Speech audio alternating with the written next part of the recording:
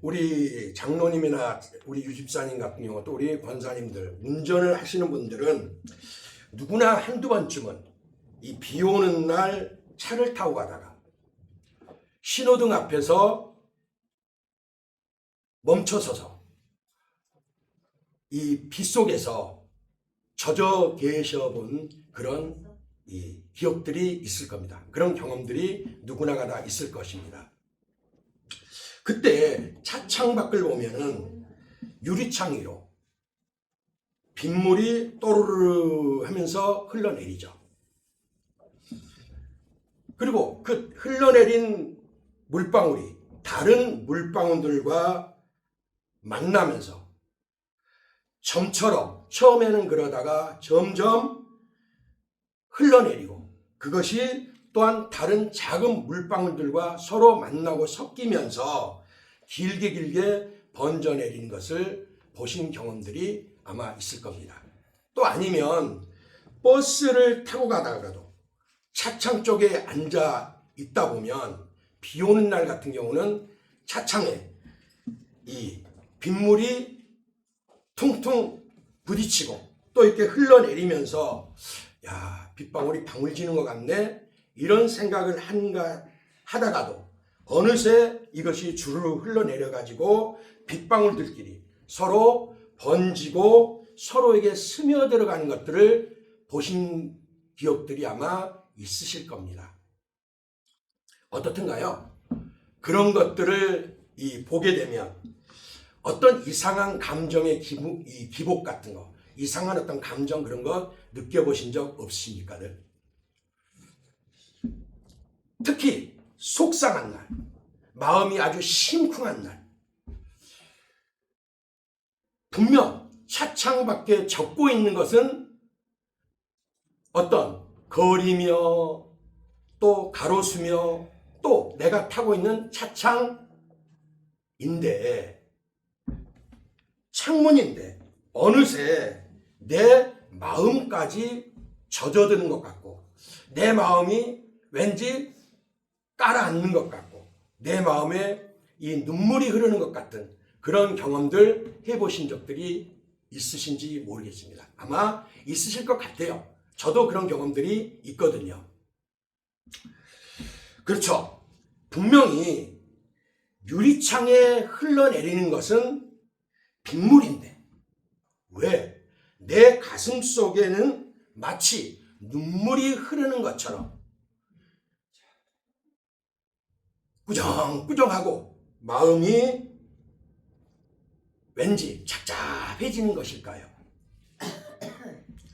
그러면 그럽니다. 야, 하늘도 어떻게 내 마음을 아는지 오늘따라 비가 참 서럽게 내리네.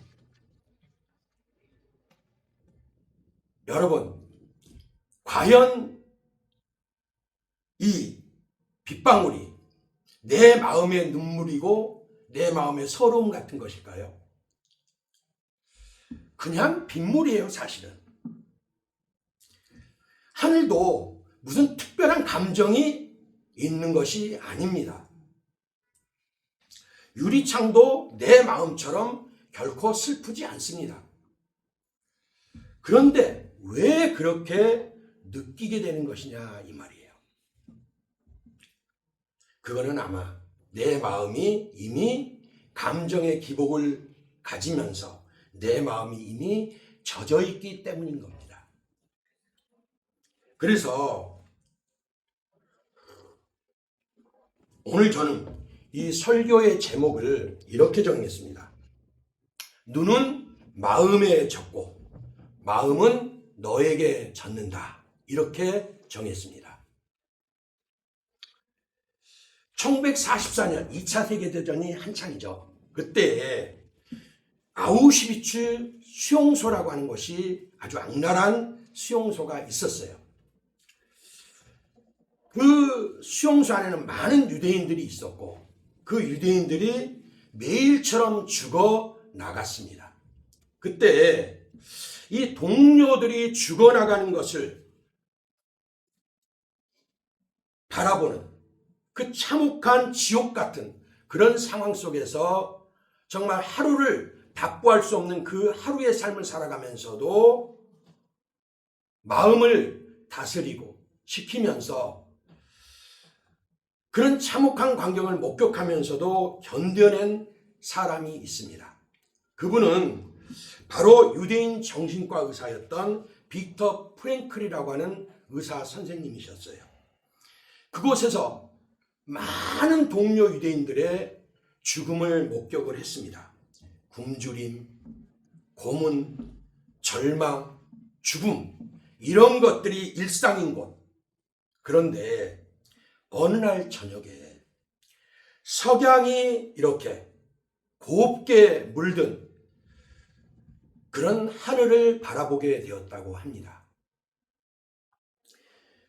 그리고 그 느낌을 훗날에 자신의 저서 죽음의 수용소에서라고 하는 책을 이분이 출간을 하게 되는데 그 책에서 그때의 감정을 이렇게 말합니다. 우리는 수용소 막사 사이에서 저녁 노을을 바라보며 말할 수 없는 아름다움을 느꼈습니다. 그 순간 우리는 죽음의 공포를 잊을 수가 있었습니다. 그러니까 석양을 바라보면서 매일매일 숨통을 조여오는 그 죽음의 절망을 잊었다 이 소리예요. 얼마나 아름다웠으면 그런 말을 다 하겠습니까? 그렇습니다, 여러분. 똑같은 어떤 사람에게는 수용소에 빅터 프랭클이라고 하는 분만 있는 게 아니잖아요. 여러 사람이 있었는데 그 수용소 안에서도 누군가는 절망해졌고 누군가는 빅터 프랭클이라고 하는 이 의사 선생님처럼 하늘의 빛에 하늘의 아름다움에 젖는 분들이 있습니다. 프랭클의 눈이 포착했던 그 찰나의 아름다움이 그의 마음을 적셨죠. 그 석양이 눈에 들어왔고 그 석양에 그 마음까지 적셔지고 물들었다 이 말입니다. 그것이 그를 그 정말 하루를 답부할 수 없는 그 절망적인 그 공포의 상황에서 건져 올려주는 살아야 할 이유가 되었습니다. 우리는 모두 서로에게 젖으면서 살아갑니다. 누군가 웃으면 나도 모르게 같이 웃음이 피식 나오게 되고 누군가 아파하면 내 가슴도 짠해지고 아픕니다. 누군가 눈물을 흘리면 괜히 나도 손수건 꺼내서 눈가를 촉촉한 그 맺힌 눈물을 닦아내기도 합니다. 이게 인간입니다. 이런 감정이입은 우리 문화 속에도 사실 깊이 스며들어 있어요. 여러분, 가수 김수희 씨의 노래 중에서 못 잊겠어요 라는 노래가 있어요. 거기 보면 이런 가사가 있습니다. 가로등도 졸고 있는 비오는 골목길에. 뭐라고요? 가로등도 졸고 있는 비오는 골목길에. 여러분, 가로등이 사람처럼 정말 졸 수 있습니까?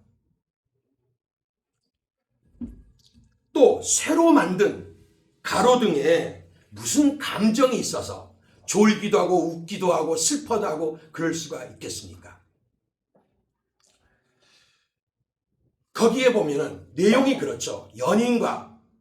연인이 두 손을 마주 잡고서 헤어져야 될 상황에서 헤어지기가 가슴 아파서 정말 그 빗속에 젖어 있는데 내리는 비는 눈물 같고 가로등은 졸고 있다는 건 뭐예요? 자신의 어떤 그 상황이 마치 그렇게 깜깜해지고 아무런 그런 이 느낌이 없을 정도의 그런 마음이 젖어드는, 그리고 자기 어떤 서러운 마음이 대변되는 것 같은 그 분위기가, 그런 마음 때문에 그렇게 느껴지는 거예요. 가로등도 졸고 있는 것 같고 내리는 빗물도 내 마음 같고 이렇게 감정이입이 되면은 마음이 그렇게 촉촉히 젖어들면서 주위의 모든 것들이 내 마음 같겠지, 내 마음 같겠지 하게 된다 이 말이죠.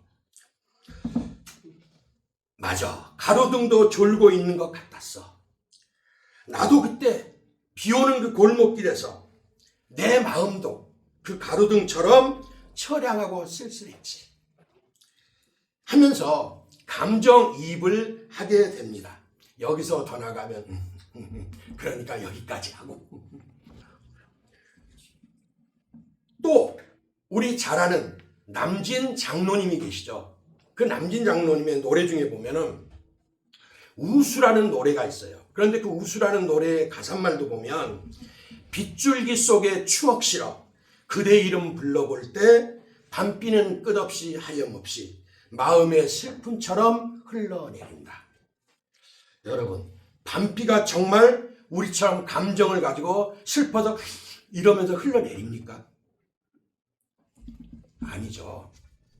밤비가 무슨 감정이 있겠어요? 비는 비일 뿐인데 내 마음이 슬프니까 빗물이 슬픔처럼 보이고 느껴지는 것 뿐인 거예요.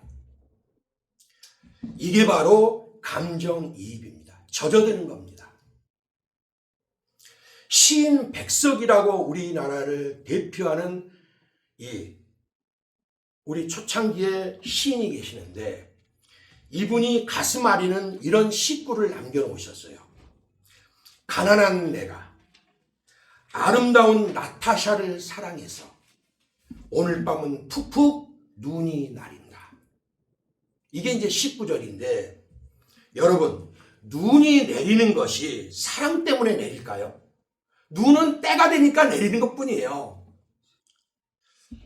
그런데 시인의 눈에는 그렇게 흩날리는 눈이, 내리는 눈이, 쌓인 눈이 마음의 눈물처럼 보이는 거예요. 마음의 서러움처럼 슬픔처럼 느껴지는 겁니다. 그렇습니다. 모든 것이 내 마음 같은 거예요. 그러니까 그 모든 것이 사물조차도 내 마음 같겠거니 하면서 감정이입을 하게 됩니다. 그래서 슬픔은 번지게 되고 눈물은 전염되게 되고 사랑은 스며들게 됩니다. 여러분, 감정이입이라고 제가 계속 말씀을 드리는데 이 감정이입은 어떤 단순히 뭐 백석이나 남진 장로님의 노랫말이나 뭐 가수 김수희의 노랫말처럼 어떤 그런 시적인 아니면 또 노랫말 그리고 문학적 어떤 표현에만 있는 것은 아닙니다. 이것은 실제 우리 몸에서 일어나는 아주 과학적인 현상이에요. 여러분, 제가 예를 들어볼게요. 여러분들 우리 63 영화 좋아하시죠? 예, 영화를 보면 특히 한번 생각해 보십시오. 조폭 영화 같은 데도 보면 누군가 맞는 장면이 나와요. 그때 이 야구방망이 같은 걸 들고서 엎드려 해놓고서 때리잖아요. 그때 옆에서 퍽퍽 하는 소리가 들립니다. 그렇게 되면 그들 바라보고 있는 우리도 어때요? 막 인상을 쓰면서 막 야구방망이로 내려치는 장면을 보고 앞에서 퍽 이러면은 마음이 어때요? 우리도 나도 모르게 그냥 저절로 움찔움찔 하게 되잖아요. 그리고 또 여기 우리 장로님도 그렇고 군대를 다녀오신 분들은 잘 알겠지만 얼차려나 소위 군기잡기를 할 때 지금은 좀 덜하지만 우리 때만 해도 좀 그런 게 많았습니다. 그때 옆에서 어이쿠 퍽퍽 이런 소리가 나면 괜히 옆에 있는 내가 맞지도 않았는데 긴장이 되고 온몸이 어떻게 돼요? 힘이 잔뜩 들어가게 돼요. 이 엉덩이 쪽으로. 땀이 얼굴과 등짝에 송글송글 맺히게 되고 그리고 내 어깨가 다 괜히 이렇게 움츠려 들게 되는 거예요. 내가 맞는 것도 아닌데 왜 내 몸이 반응을 합니까? 그래서 신경과학에서는 이것을 거울 유런, 미러 유런이라고 부릅니다. 우리말로 미러는 거울이죠. 즉 미러 유런이라고 불러요.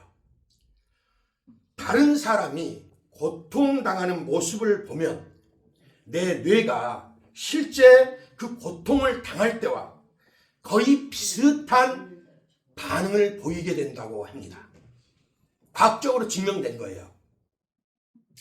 타인의 행동과 어떤 감정을 내 안에서 그대로 받아들여갖고 그것에 반응을 하게 되는 그런 것이 우리 몸에는 작동을 한다고 합니다. 뇌의 공감 시스템 같은 거다 이 말이에요. 유런은 우리 몸과 우리 뇌 사이에 신호를 주고받는 신경세포를 가리켜 뉴런이라고 이 학자들은 합니다. 그래서 이 학자들의 말을 들어보면 무려 우리 몸에는 860억 개 상상이 되십니까? 860억 개 그런 정도가 우리 안에는 존재한다고 해요. 다른 사람이 우는 모습을 보면 내 심장 박동이 변합니다. 박동수가 변해요. 감정도 함께 흔들립니다. 그래서 전문가들은 말을 합니다. 서로에게 젖도록, 서로에게 스며들도록, 함께 아파하도록 하셨다. 이렇게 말을 합니다. 이게 과연 무슨 의미일까요? 하나님이 인간을 원래 그렇게 반응하게끔 만들었다는 거예요. 공감이라고 그러죠. 또 우리가 어떤 사람의 아픔을 보면 같이 내가 공감을 하고 감정이 이입되고 느낄 수 있는 이런 모든 것들을 누가 만들어 주셨겠습니까? 타인의 아픔을 같이 교감하고 느낄 수 있도록 누가 만들어 주셨겠습니까? 바로 하나님이 그렇게 만들어 놓으셨다는 거예요. 그러기에 우리가 형제나 자매가 아파도 울고 있으면 우리 마음도 같이 마음이 짠해지잖아요. 바로 그것을 말하는 겁니다. 이것은 하나의 개념이고 연결입니다. 이것은 바로 이 신경세포하고 신경세포가 우리 몸과 뇌 사이에서 연결을 해서 느끼게 하고 서로 우리 몸과 뇌가 교감하게 하는 것처럼 바로 우리들이 마음과 마음이 교감될 수 있도록 하나님이 인간을 무정한 쇠로만 만들지 않고 심장이 뜨거운 그런 존재로 만드셨다 이 말입니다. 우리가 실제로 겪은 일들이 있습니다. 2022년 10월 29일 이태원에서 끔찍한 사고가 일어났죠. 이태원 참사 소식이 들려올 때 우리는 그 골목에 우리 유 집사님 계셔보셨어요? 거기 계셨었어요? 있지는 않아도 그 골목 잘 알아요. 예, 우리 권사님 다 계셨잖아요. 다들 우리 없었어요. 그런데 또 그 사람들은 우리가 직접 아는 사람들도 아니었습니다. 일면식도 없는 사람들도 사람들이었어요. 그런데 뉴스 화면만 봤는데 뉴스가 그때 굉장히 많이 나왔잖아요. 그 화면만 봤는데도 가슴이 답답해지고 며칠 동안 참 그것이 머리에서 떠나지 않고 또 심지어 심한 분들은 잠 못 이루는 분들도 많이 있었다라고 합니다. 왜 그랬겠습니까?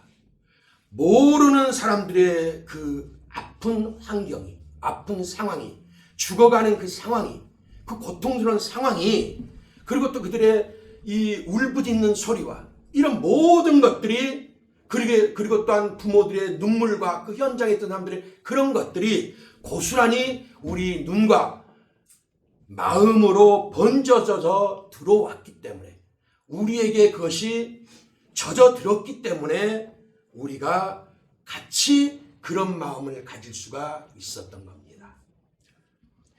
그런가 하면 우리가 2014년 세월호 사건 때는 또 어땠습니까?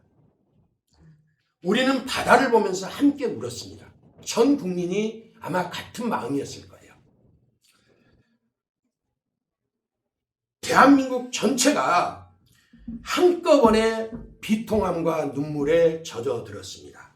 남의 일 같지가 않다. 내 새끼들 같다. 그 말이 바로 감정이입의 고백인 거예요.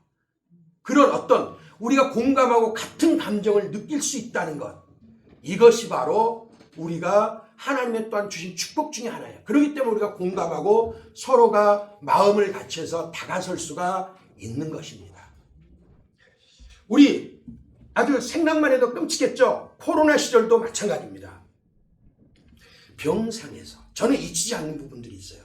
병상에서 면회조차 박탈당했어요. 나중에는 면회도 함부로 못했죠. 면회조차 박탈당한 채 이 손바닥만한 휴대폰 속에서, 휴대폰 속 영상에 비춰지는 가족들을 보면서, 정말 여기에 뭐 이런 거 꼽았죠. 산소 이런 것들 꼽고, 이것을 꼽은 채 가쁜 숨을 몰아내시면서 통화하고 서로의 안부를 나누던 그 장면들, 이런 것들을 볼 때 우리는 저거 남의 일이야, 그렇게 하지 않고 남의 일임에도 불구하고 우리는 같은 마음으로 공감하고 울었습니다.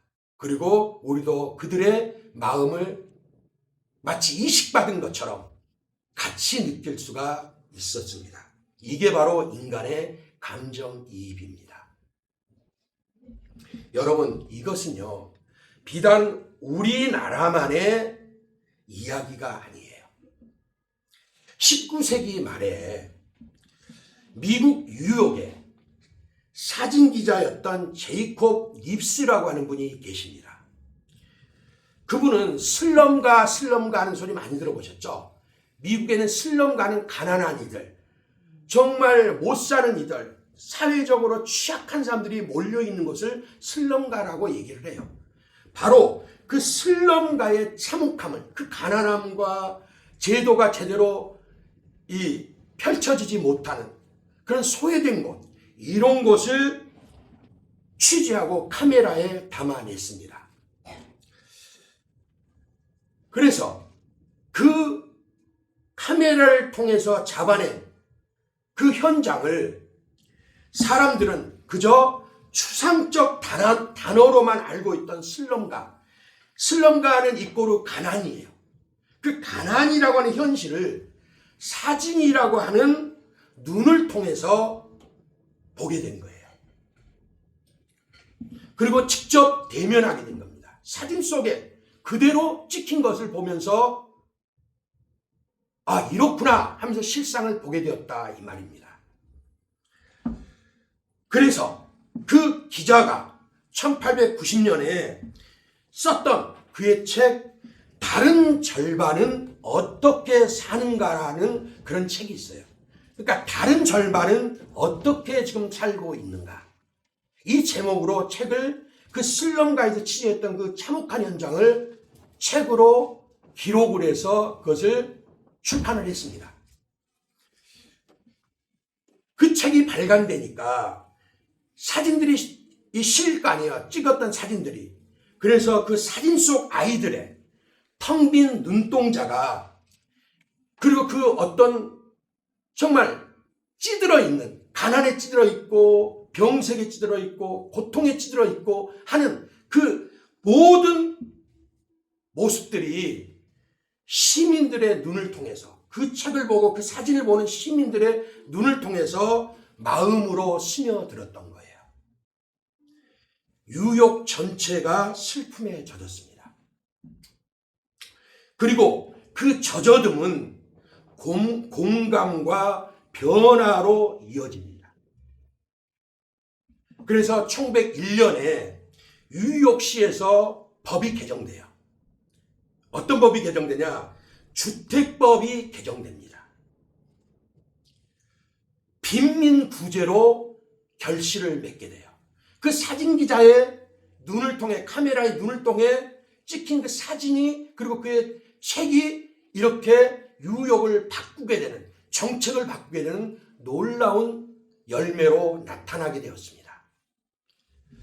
카메라의 사진과 책 한 권이 한 도시 뉴욕을 바꾸게 된 계기가 된 겁니다. 왜 그럴까요? 먼저는 제이콥 닙스란 분이 젖어들었고, 그의 눈이 보았고 본 그것에 마음이 젖어들었고, 그것을 기록으로 남기고 상황을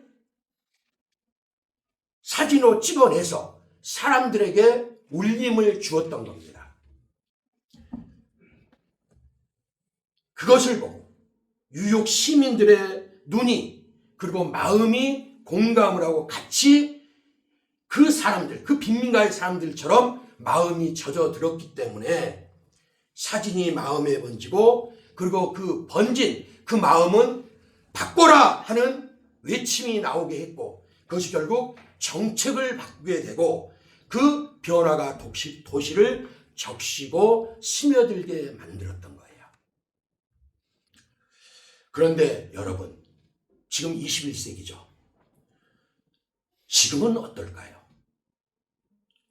한국이 낳은 유명한 철학자이자 독일 베를린 예술대학교에서 후학들을 가르치고 있는 한병철 교수라고 하는 분이 있어요. 아주 유명한 분입니다. 그런데 그분이 여러 책들을 쓰셨는데 최근에 쓰셨던 책 중에 불안사회라고 하는 제목이 있어요. 거기에서 우리 시대, 지금 우리가 살고 있는 우리의 시대를 이렇게 진단을 합니다. 어떻게 진단을 하느냐? 늘어만 가는 경쟁과 성과 강박 속에서 연대와 공감은 힘없이 붕괴된다. 그러면서 또 이렇게 경고합니다.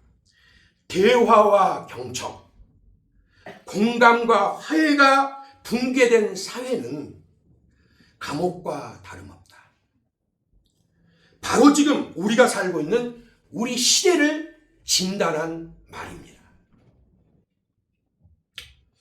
이제 성경 이야기로 오늘 본문 속으로 걸어 들어가 보겠습니다.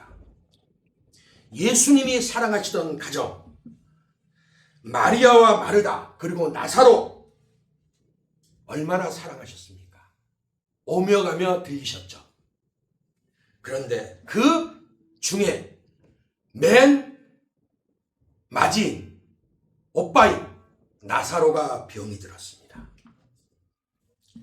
누이들 입장에서 어쩌겠습니까? 마르다와 마리아 입장에서는 어유 우리 오빠가 병들었어요. 빨리 주님 오셔서 어떻게 좀 해주세요.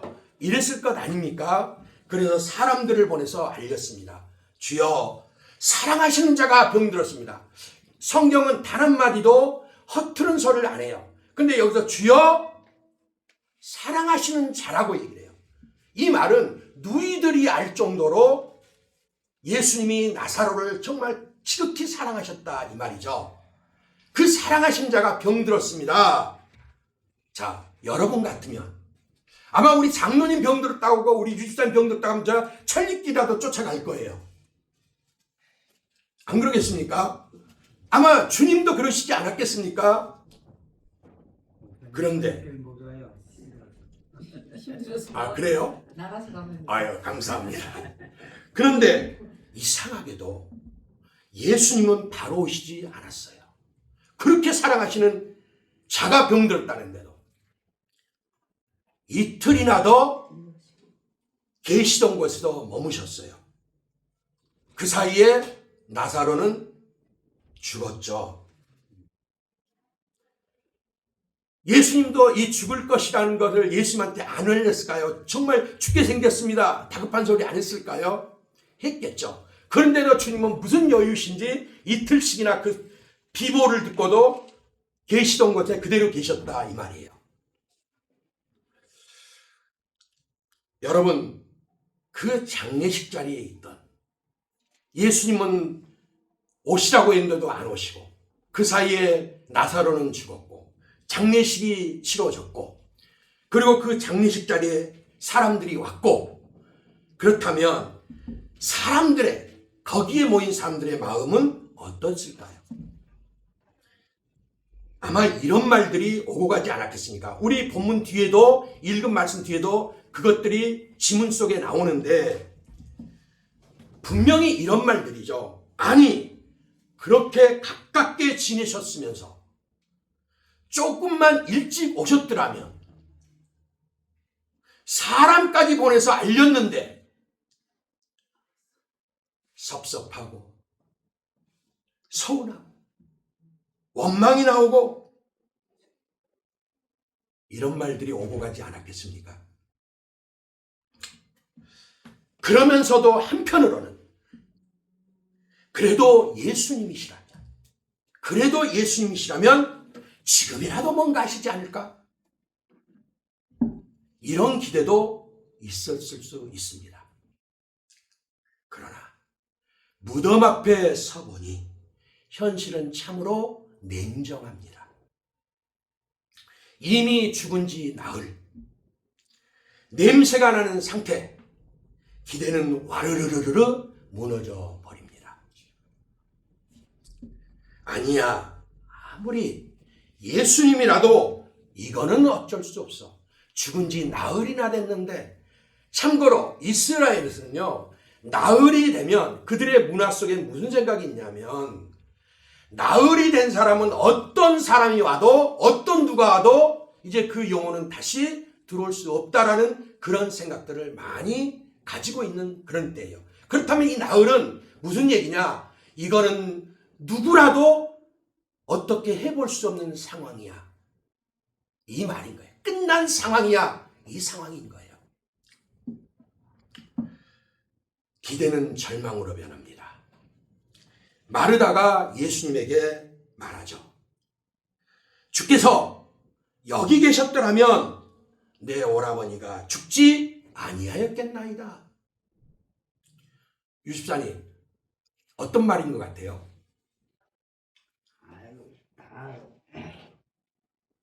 믿음을 가지고 그러는 거죠. 뭐. 아, 믿음 가지고. 대표님이 만약에 진짜 옆에 계셨으면은 예. 돌아가시지 않았다는 얘기죠. 예. 그리고 하는 거죠. 그러니까 그런데 이 말은 믿음의 말인 것 같지만 그 속에는 섭섭함도 고스란히 묻어 나옵니다. 섭섭함에 원망에 다 같이. 예. 마리아도 똑같이 말합니다. 온 마을도, 사람들도 같이 울고 있습니다. 절망의 공기가 가득 그 동네를 채우고 있었습니다.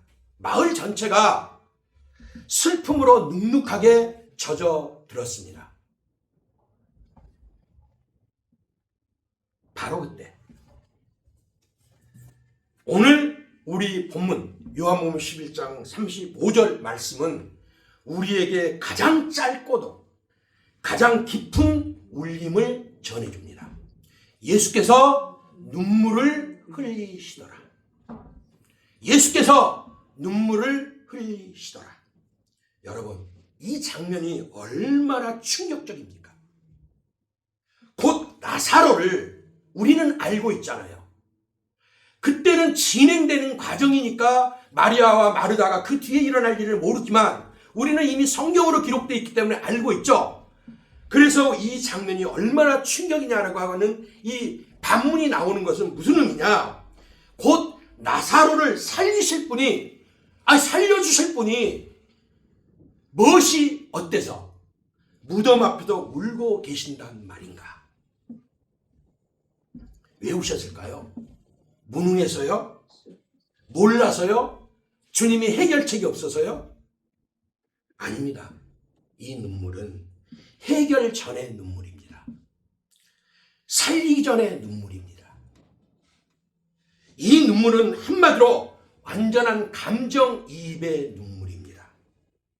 마리아의 눈물이 예수님의 눈물이 되고 마르다의 아픔이 예수님의 아픔이 되고 사람들의 탄식이 예수님의 가슴으로 스며든 것입니다.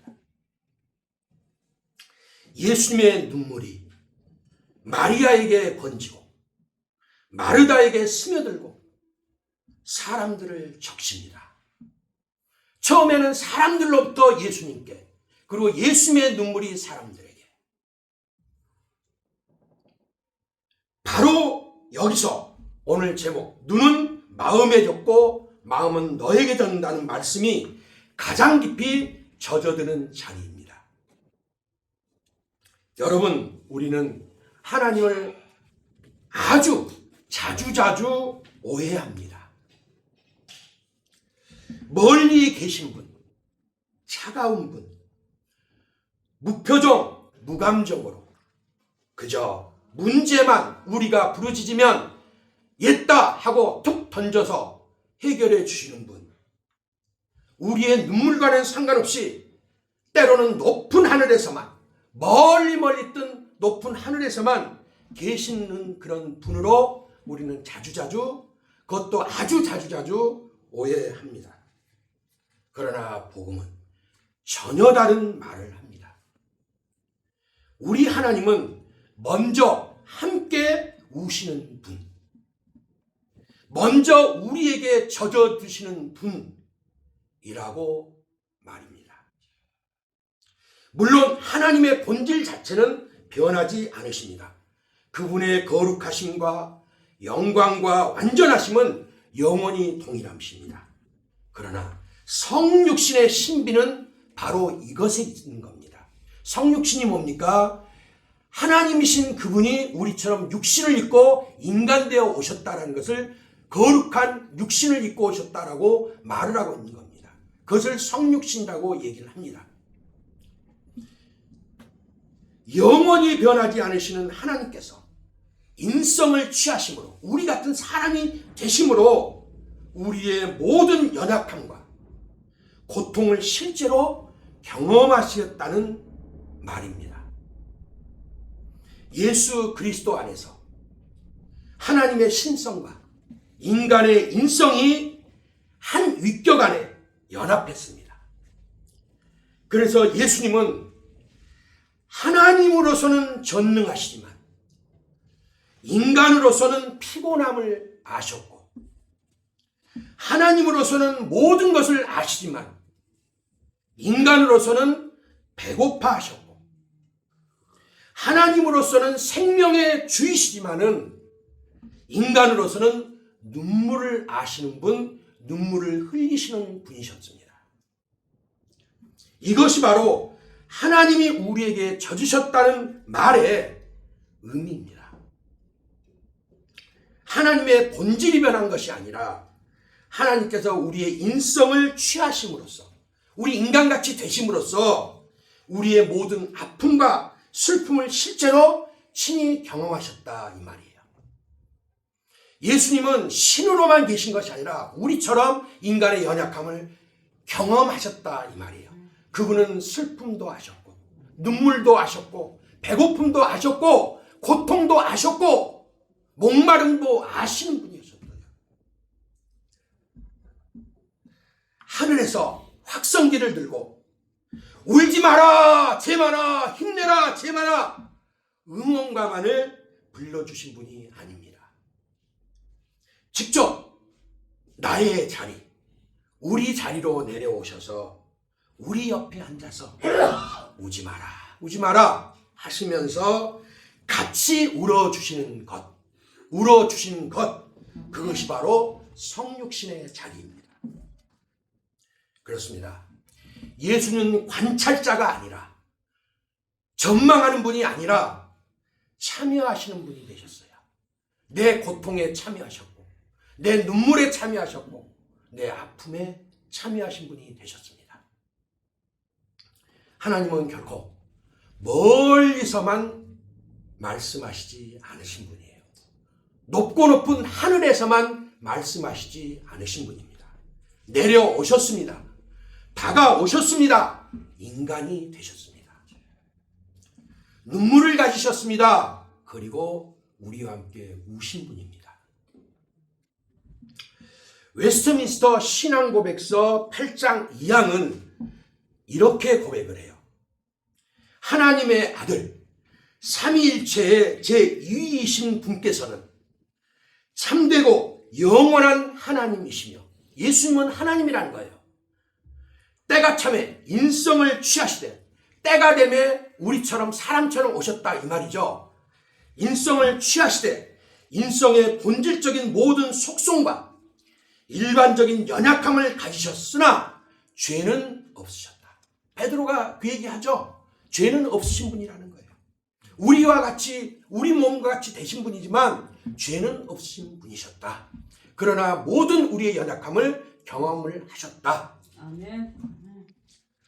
바로 이 일반적인 연약함에 우리 같은 사람으로 오신 그것 때문에 배고픔도 눈물도 피곤함도 고통도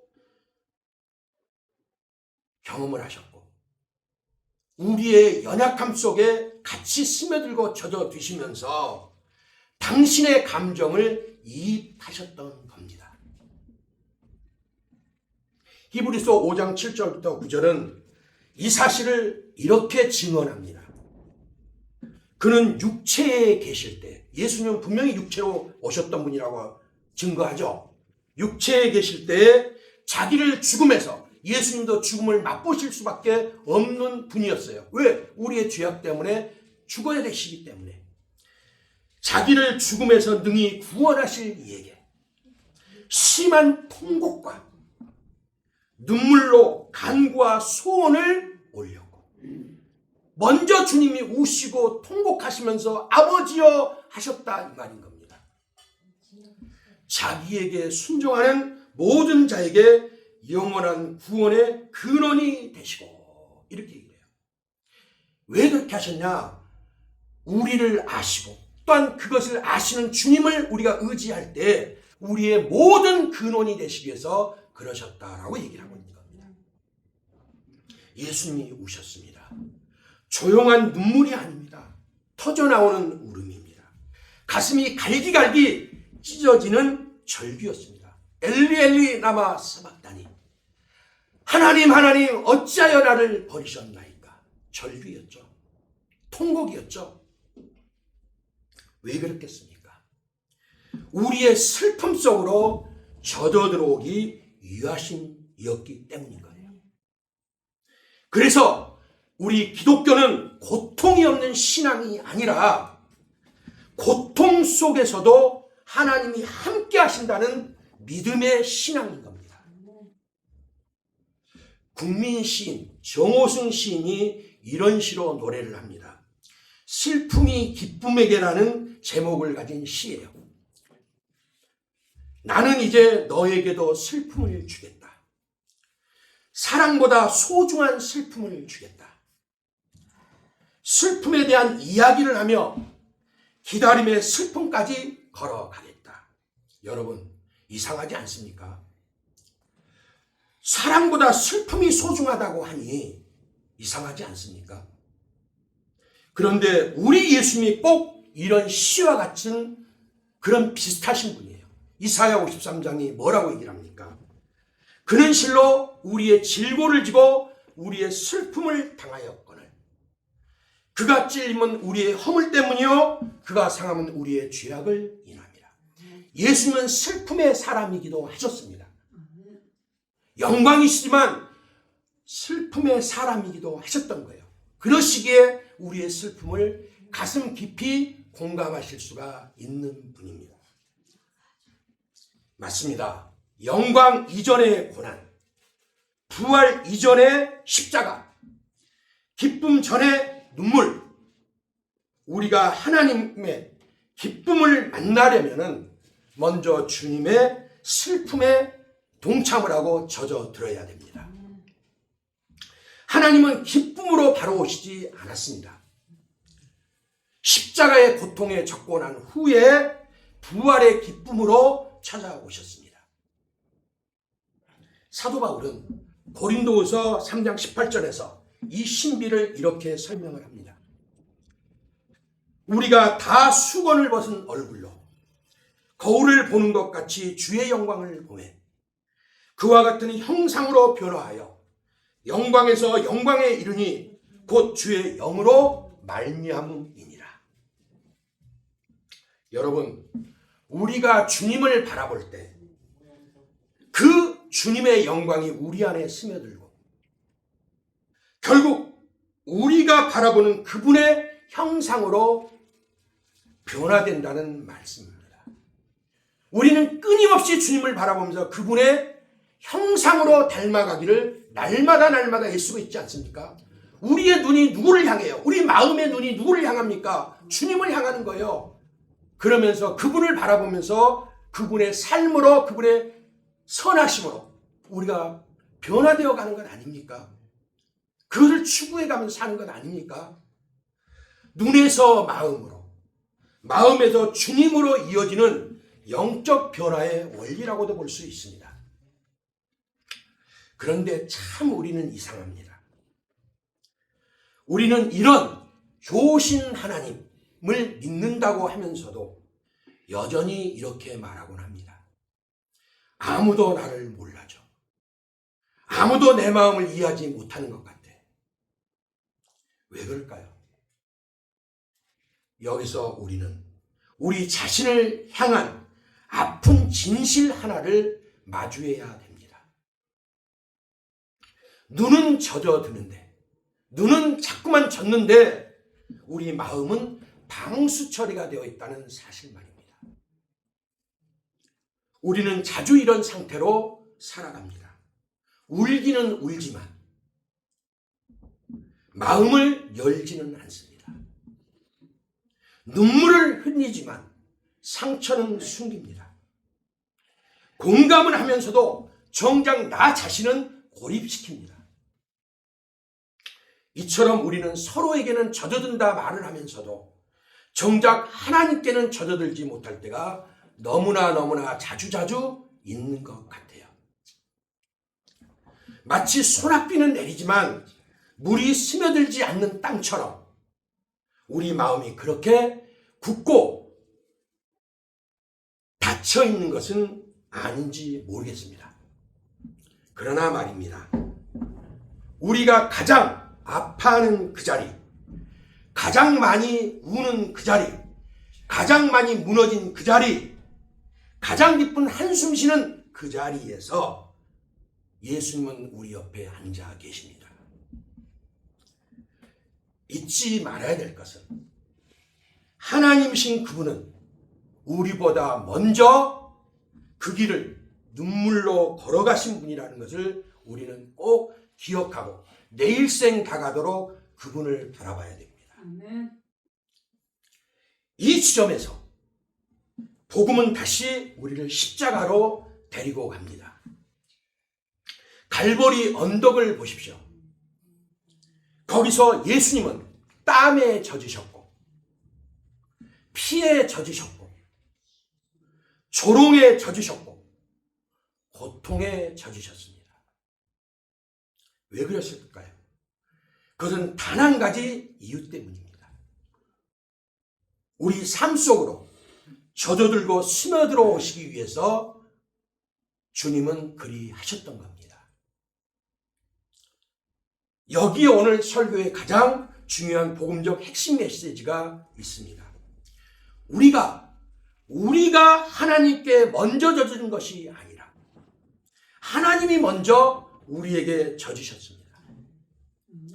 우리가 하나님께 스며든 것이 아니라 하나님이 먼저 우리에게 스며들어 오셨습니다. 맞습니다. 우리가 찾아간 것이 아니라 하나님이 찾아오셨습니다. 우리가 이해한 것이 아니라 하나님이 먼저 우리를 이해하시고 공감해 주셨습니다. 우리가 사랑한 것이 아니라 하나님이 먼저 우리 삶에 스며들어 오셔서 나는 너를 사랑한다라고 표현해 주시고 안아 주셨습니다. 십자가에서 흘린 피가 온 세상에 번지고 죄인의 마음에 스며들고 영혼을 적십니다. 성경은 증언합니다. 우리에게 있는 대제사장은 우리의 연약함을 동정하지 못하실 리가 아니요. 히브리서 4장 15절에 그랬죠. 우리 앞에 있는 제사장이 뭐합니까? 죄를 우리 대신 고백해 주는 분 아닙니까? 그 의로운 대제사장이 우리 앞에 계십니다. 그리고 그분은 우리 연약함을 아시기 때문에 동정하시고 자비를 베푸시고 긍휼히 여기실 수 있는 분이다라고 얘기를 하고 있는 겁니다. 예수는 우리의 아픔을 아시는 분, 우리의 눈물을 이해하시는 분, 우리의 외로움에 함께 젖어드시는 분입니다. 여러분, 오늘 이 말씀은 단순히 듣고 고개 끄덕이면서 그래 맞아 이러고 끝나는 감동적인 이야기로서만 끝나서는 절대로 아니 되옵니다. 우리의 일상으로 들고 내려와야 될 복음입니다. 예수님이 무덤 앞에서 우셨다면, 우리의 모든 깊은 곳에 젖어들고 스며드셨다면 우리는 어디에서 울어야 합니까? 우리는 어디에 젖어들고 스며들어야 합니까? 그 사랑받은 우리는 이 질문이 되어지고 답이 나오는 이 시간이 되기를 간절히 소원합니다. 여러분, 요즘 한국 가정의 가장 큰 문제 중 하나가 감정 단절이라고 해요. 남편은 하루 종일 회사에서 시달리고 집에 오면 지쳐서 말이 없습니다. 어쩌면 말할 힘이 없는 것인지도 모르겠습니다. 아내는 하루 종일 아이 키우고 살림하다가 또는 직장생활하다가 지쳐서 눈물이 나는데 정작 부부 두 사람은 서로에게 젖어들지 못합니다. 얼마 전 한 상담 통계를 보니까 부부 갈등의 가장 큰 원인이 문제 해결 능력 부족이 아니라, 어떤 그런 능력의 부족함이 아니라 공감의 부족이라는 그런 통계가 있습니다. 배우자가 원하는 것은 무슨 대단한 해결책을 말하는 것이 아닌데, 단지 여보 오늘 많이 힘들었지, 이 한마디면 되는데 우리는 그게 그렇게 어렵다고들 남편들은 말을 합니다. 음에 찔리는 거. 그 대신 자꾸 판단부터 합니다. 오늘 말씀을 적용하면 이것입니다. 배우자의 눈물이 보일 때, 이런 가정의 문제에서 배우자의 눈물이 보일 때 설명하려 들지 말고 같이 그 마음을 공감하고 젖어들어 주는 것. 왜 울어가 아니라 많이 아팠구나, 힘들었구나. 이것이 가정에서의 복음이 아닐까 생각합니다. 자녀는 또한 어떻습니까? 바리새인과 예수님의 차이로 한번 설명을 한번 해볼게요. 우리 자녀들도 마찬가지입니다. 요즘 청소년들이 가장 많이 하는 말이 그렇다라고 하더라고요. 아무도 내 마음을 몰라요. 성적이 문제가 아닙니다. 용돈이 부족해서도 아닙니다. 마음이 외롭다는 거예요. 사랑이 고프다는 거예요. 한 중학생이 상담 중에 이런 말을 했다고 합니다. 엄마 아빠는 항상 옳은 말만 해요. 그런데 한 번도 제 마음을 알아주려고 귀 기울여 주거나 내 입장은 전혀 생각해 주시지 않아요. 일방적으로 부모님 말만 하고 끝나요. 소통하자고 하면서 결국은 일방적인 호통으로, 저에겐 고통으로만 끝나요. 여러분, 바리새인들도요 항상 옳은 말만 했어요. 안식일을 지켜라, 율법을 지켜라, 죄를 짓지 마라. 모두 옳은 말입니다. 맞습니다. 맞고 말고예요. 그런데 우리가 잘 아는 요한복음 8장에 한 이야기는 어떤 것을 말해주고 있을까요? 가늠하다 현장에서 붙잡힌 여인이 예수님 앞에 끌려왔습니다. 바리새인들이 끌어왔죠. 그리고 바리새인들이 말을 합니다. 선생이여, 이 여자가 간음하다가 현장에서 붙잡혔나이다. 모세는 율법에 이런 여자를 돌로 치라 명하였거니와 선생은 어떻게 말하겠나이까? 옳은 말입니다. 율법적으로 정확한 말입니다. 그러나 그들의 눈은 여인의 부끄러움에 젖지 않았고 그들의 마음은 여인의 절망에 젖어들지 않았습니다. 그들은 여인을 보았지만 죄인이라는 낙인만 보았습니다. 간음이라는 주홍글씨만 보았습니다. 그런데 예수님은 달랐습니다. 예수님은 먼저 땅에 글씨를 쓰시면서 침묵하셨죠. 그리고 그 침묵의 시간 동안에 예수님의 눈은 여인의 떨림에 젖었고 예수님의 마음은 여인의 수치심에 젖으셨습니다. 예수님은 여인의 토끼처럼 떨고 있는 오돌오돌 떨고 있는 그 모습에 공감하시고 젖어드셨습니다. 그리고 마침내 이런 폭풍 같은 말씀을 선언하시죠. 너희 중에 죄 없는 자가 먼저 돌로 치라. 돌을 던지려던 사람들이 돌을 툭툭 힘없이 떨어뜨리고 하나둘씩 썰물 빠지듯 사라져 갑니다. 빠져나갑니다. 마지막에 여인과 예수님만 남았을 때 예수님은 물으시죠. 여자여, 너를 고발하던 그들이 어디 있느냐? 너를 정죄한 자가 없느냐? 여인이 대답합니다. 주여, 없나이다. 그때 의의 재판장이신 예수님이 선언하십니다. 나도 너를 정죄하지 아니하노니 가서 다시는 죄를 범하지 마라. 여러분, 바리새인들은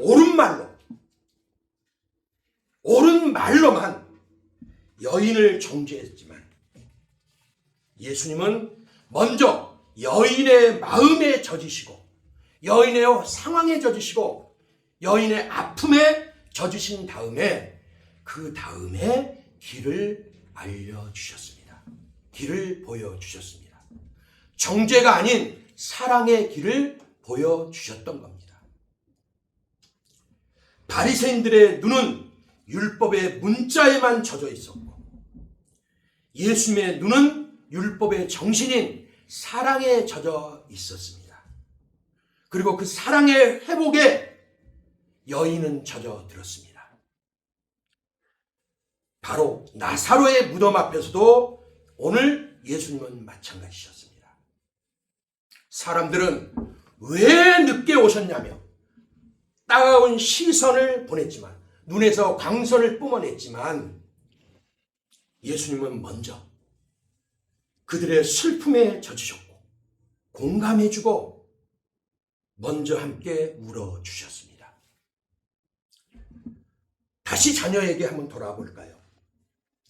그래서 우리가 자녀에게 해야 할 일은 바리새인처럼 옳은 말을 던지는 것이 아니라 옳은 말로 딱딱 지적만 하는 것이 아니라 예수님처럼 먼저 그의 마음에 젖어주는 것, 공감해 주는 것이 아니겠습니까?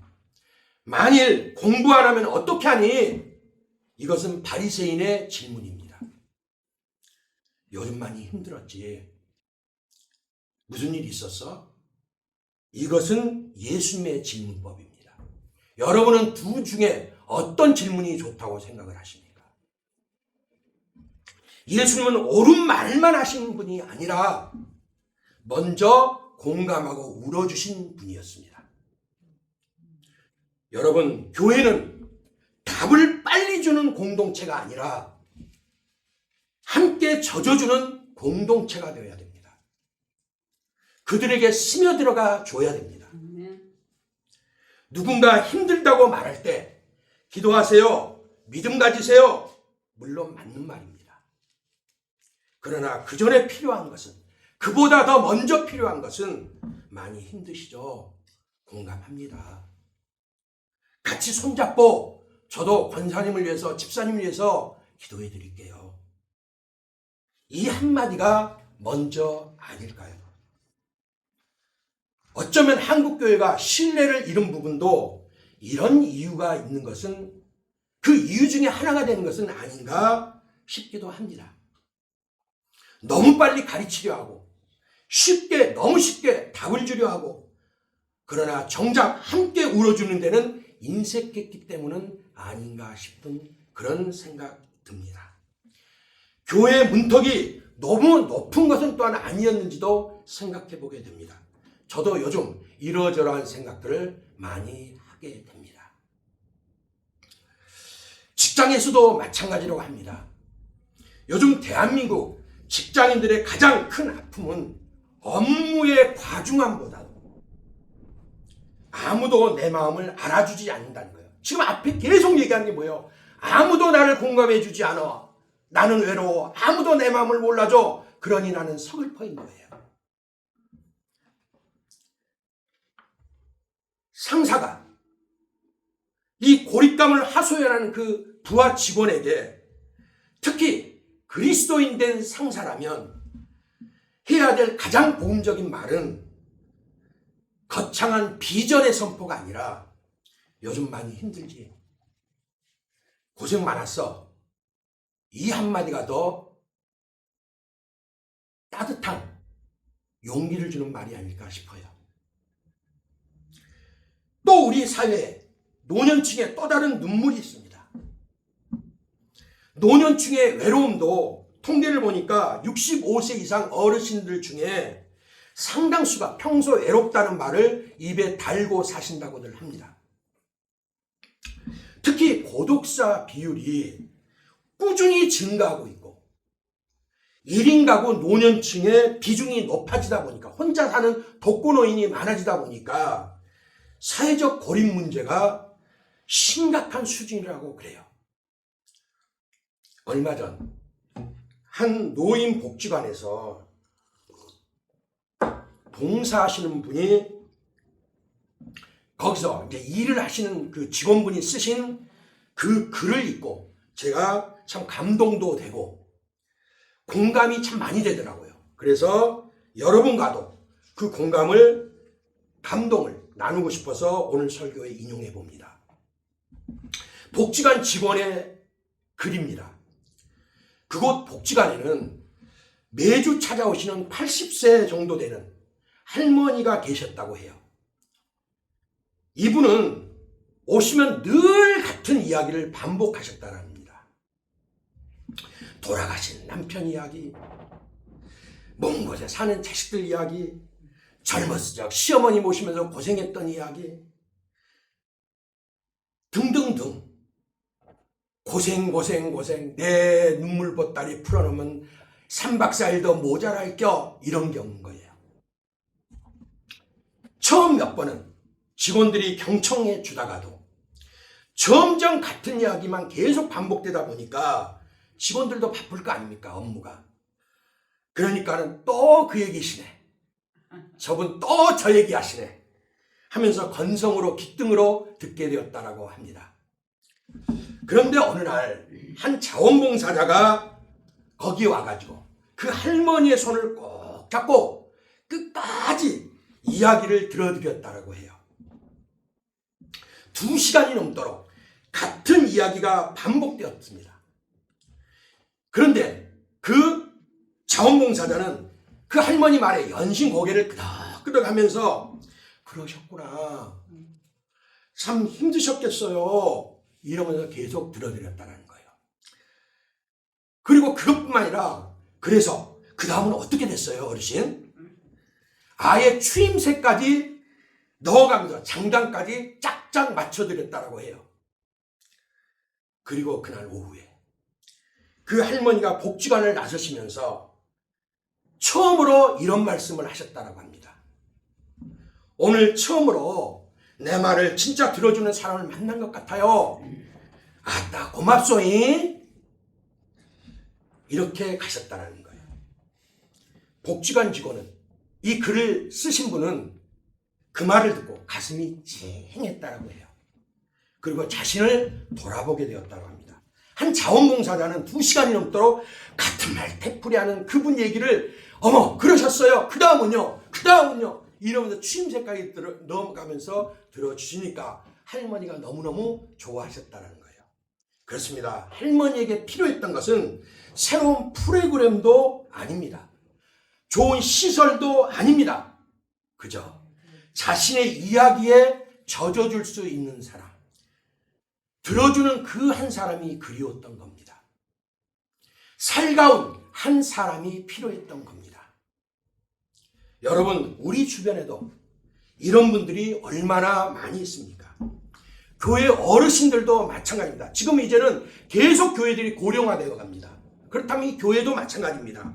때로는 그 같은 이야기를 또 하고 레파토리 하나 틀리지 않아요. 요 지점에서는 무슨 얘기하고 악센트는 어쩌고 요거까지 하나도 틀린 게 없어요. 똑같은 말 또 하고 레파토리 하나하나를 토시 하나 틀리지 않고 반복하시더라도 그것도 옛날 고려적 얘기만 하시더라도 그럴 때 우리는 어떻게 반응해야 좋겠습니까? 그럴 때 우리는 어떻게 해야 될까요? 또 그 말씀이시네. 그러면서 그냥 무표정으로 돌아서는 것이 아니라 예수님처럼 오늘 말씀처럼 그분의 외로움에 먼저 공감하고 젖어드는 것. 그것이 바로 우리가 실천해야 할 복음의 삶이 아닐까 싶습니다. 여러분은 어떠십니까? 여러분 생각은 어떠십니까? 여러분, 우리 시대에도 마음이 너에게 젖은 사람이 있었습니다. 여러분도 아마 많이 들어본 귀에 익숙한 이름이라고 생각은 듭니다. 아프리카 남수단 톤주의 선교사 고 이태석 신부님입니다. 우리 유집사님이 눈을 번쩍 뜨시네. 신부님이 처음 아프리카 남수단 톤주의 아이들을 보았을 때는 그들의 상처난 발, 헐벗은 몸, 굶주린 눈동자가 다였다라고 해요. 그 광경은 신부님의 눈을 통해서 마음으로 스며들었습니다. 신부님 마음에 들어온 거예요. 그리고 그의 마음은 마침내 톤주라는 너에게 완전히 젖어드셨어요. 신부님은 결심했습니다. 그래, 나의 남은 삶은 이들을 위해 바치리라. 그날 이후로 톤주는 신부님에게 있어서 단순한 선교지 어느 일정 기간 갔다 오는 것이 아니라 삶의 자리가 되었습니다. 대장암 투병 중에도 톤주에 가야 한다고 말을 할 정도였습니다. 왜요? 그의 눈과 마음이 오직 너 수단의 톤주에게 젖었기 때문에 그렇습니다. 사람들은 한국에서 그의 마지막을 보았지만 대장암으로 소천하셨습니다. 톤주 사람들은 자신들의 마음속에서 이태석 신부님을 계속 살아있게 만들었습니다. 그가 남긴 것은 사람을 향한 사랑이었습니다. 2010년 1월 14일 48세 그리 길지 않은 이 땅의 삶을 살았지만은 그의 사랑은 길었습니다. 사람들은 그를 아프리카의 슈바이처라고 불렀습니다. 그러나 그는 위대한 사람이 되려고 하지 않았습니다. 단지 사랑해야 할 사람들 곁에 있고 싶었을 뿐인 거예요. 그 사랑은 지금도 그를 아는 모든 사람들의 가슴 속에 살아 숨쉬고 있습니다. 그런 면에서 제가 오늘 이 설교를 준비하면서 드는 생각은 어쩌면 가장 위대한 사람은 오래 산 사람이 아니라 자신을 가장 필요로 하는 곳에 씨처럼 뿌려지는 사람이 아닐까 하는 그런 생각이 들면서 그래서 누군가의 삶을 받고 떠나는 사람이 위대한 사람이 아닐까 하는 그런 울컥하는 마음이 가슴 한켠에 젖어 왔습니다. 그것이야말로 마음이 너에게 젖는 연합의 신비가 아닌가 하는 생각이 들었습니다. 마지막으로 이제 당부합니다. 여러분, 이번 한 주간이라도 배우자에게 설명하지 말고 먼저 들어주면 어떨까요? 자녀에게 조언하기 전에 먼저 공감해주면 어떨까요? 힘든 사람에게 답 주기 전에 먼저 품어주고 기도해주면 어떨까요? 또 어르신에게 앵무새처럼 같은 말 또 하고 계신데 또 하시네 하지 말고 그냥 빙긋이 미소 지어 가면서 그 옆에 가만히 손잡고 들어주면 어떨까요? 여러분, 오늘 우리는 눈은 마음에 젖고 마음엔 너에게 젖는다는 제목으로 하나님이 주신 공감의 복음을 나누어 보았습니다. 차창에 흐르는 빗물처럼 우리의 눈은 보는 것에 젖어듭니다. 아우슈비츠 그 수용소에서도 석양을 본 프랭클처럼 우리는 무엇을 보느냐에 따라서 절망에 젖기도 하고 희망에 젖기도 합니다. 이제 우리에게 남는 질문은 하나입니다. 나는 누구에게 젖을 것인가? 그렇다면 나는 누구에게 젖을 것인가? 19세기 영국의 위대한 설교자 찰스 스펄전 목사님은 이런 말을 합니다. 하나님의 사랑은 마른 스펀지를 물에 담그는 것과 같아. 스펀지는 저항할 수 없다. 물은 스며들 수밖에 없다. 그리고 마침내 스펀지 전체가 물로 가득 차게 된다. 여러분, 우리의 메마른 마음을 주님의 은혜라는 깊은 물에 던집시다. 아멘. 우리가 주님께 먼저 젖어야 세상을 적실 수가 있습니다. 아멘. 그분의 사랑이 우리 영혼 구석구석까지 스며들게 합시다. 그리고 그렇게 흠뻑 젖은 우리가 이번 주에 만나는 배우자에게, 자녀에게, 이웃에게, 어르신들에게, 직장의 동료에게 그 사랑을 흘려 보내봅시다. 설명하지 말고 먼저 들어주고, 조언하지 말고 먼저 안아주고, 판단하지 말고 먼저 함께 기도해 줍시다. 그래서 여러분이 제가 머무는 자리마다 은혜의 물기가 묻어나고 여러분의 발걸음마다 주님의 온기가 서리는 한 주간 되시기를 소원합니다. 아멘. 기도하겠습니다.